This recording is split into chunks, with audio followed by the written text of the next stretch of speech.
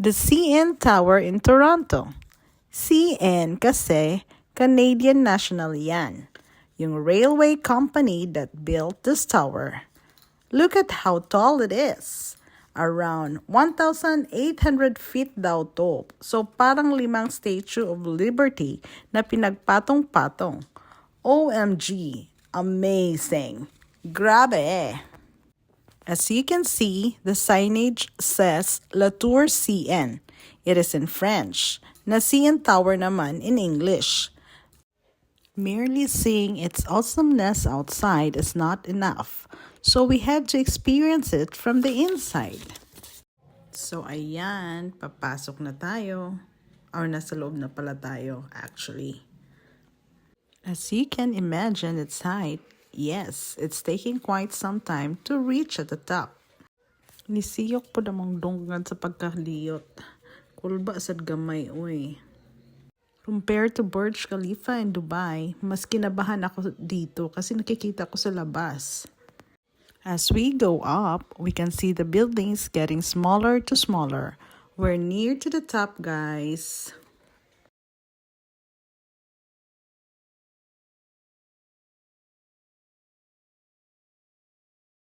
And we are here, ready to marvel in the city's beauty from the top of the Western Hemisphere. And just wow, look at how everything just seems small. After taking in this breathtaking view, picture na. Kaya nanak, picture na agad dyan.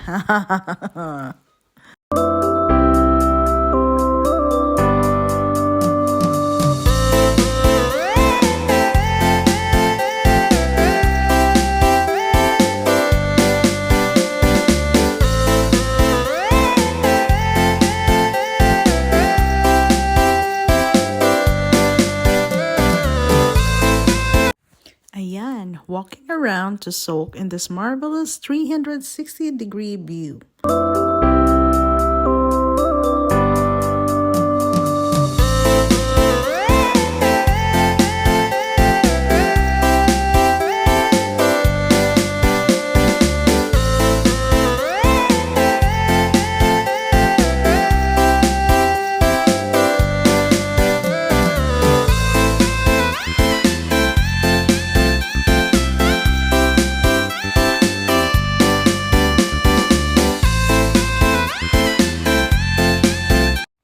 Wow, nice sticker displays to add more life to your photos with a stunning background.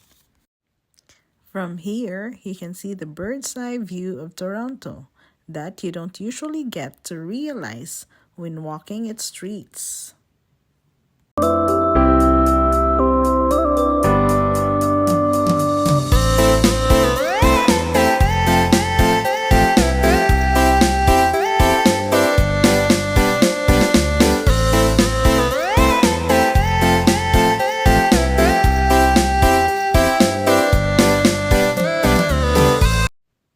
Ayan si Nanak, nag-i-enjoy sa glass floor nila. Nakakalula kaya.